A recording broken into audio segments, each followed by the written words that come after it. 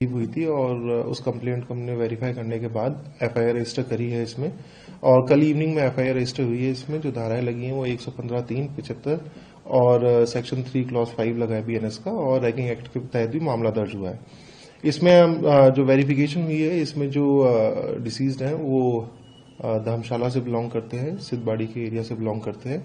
और जो अभी तक इन्वेस्टिगेशन, क्योंकि बहुत ही प्रिलिमिनरी स्टेज पर भी इन्वेस्टिगेशन है, तो जो भी फैक्ट्स इसमें निकल के आए थे, जो सेक्सुअल हरासमेंट अगेंस्ट दी एक फैकल्टी मेंबर है वो, और जो कलीग्स जिनके अगेंस्ट में रैगिंग का जो मैटर आया है वो अंडर एक्टिव कंसिडरेशन है। इस समय वेरिफिकेशन उसकी चल रही है।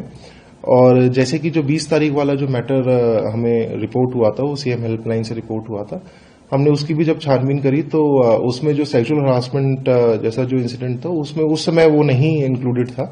तो अभी ये मैटर ऑफ वेरिफिकेशन है कि 20 तारीख की जो कंप्लेंट की जो इंक्वायरी हुई है और जो अभी एफआईआर रजिस्टर हुई है उसमें क्या फैक्ट्स निकल के आते हैं आगे।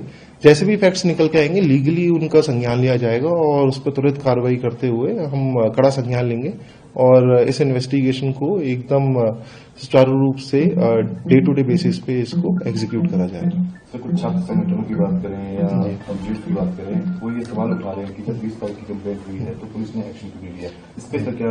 देखिए 20 तारीख की जो कंप्लेंट है, अगर आप उसका कंटेंट भी देखोगे तो वो जो कंप्लेंट थी वो स्ट्रेट अवे ये थी कि किसी ने उन बच्चों को परेशान करा जो उसके ही के कलीग्स थे। उसमें जो प्रोफेसर के अगेंस्ट में जो कंप्लेंट एफआईआर का कंटेंट है उसमें वो कंप्लेंट में जिक्र ही नहीं था। तो पुलिस जो संज्ञान लेने वाले जो अपराध हैं उसी पर कड़ा संज्ञान लेती है कॉग्निजेबल ऑफेंस में। तो इनिशियल स्टेजेस पे क्योंकि ये रैगिंग का मैटर है और इनके फैकल्टी से भी पूछताछ उसमें करेगी, ठीक है।